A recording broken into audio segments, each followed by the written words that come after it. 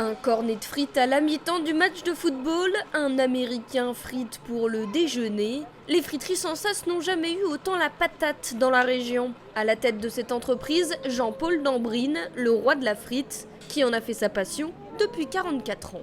J'étais mécanicien outilleur et puis j'ai dû voir un marchand de frites mal dégourdi à l'époque et je me suis dit je suis certain que je ferai mieux que lui. Puis voilà, j'ai commencé par acheter une petite caravane que j'ai équipée et puis je me suis lancé dans les sorties de balles, les Ducasse dans la région et puis voilà. De une on est passé à 2, 3, 4. Sans sas, c'est en tout 25 baraques à frites présentes sur tous les événements régionaux, mais aussi dans les entreprises et chez les particuliers. Sans oublier les 4 friteries fixes dans plusieurs villes, comme Lille ou Saint-Omer. Sans sas emploie aujourd'hui 150 salariés et grâce au coup de projecteur de Bienvenue chez les Ch'tis, la friterie Momo parcourt souvent la France, de long en large. Un succès qui ne doit rien au hasard pour Jean-Paul Dambrine.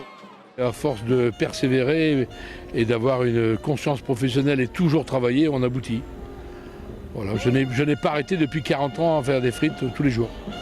On n'en sort pas une fortune comme beaucoup de gens l'imaginent, parce que les gens ont beaucoup tendance à dire il y a 1000 personnes, il y a 1000 paquets de frites. Non, c'est pas comme ça que ça marche. Mais bon, quand on est sérieux, qu'on nous va à l'heure, pour le midi, pour le soir, le week-end, on arrive à gagner sa croûte.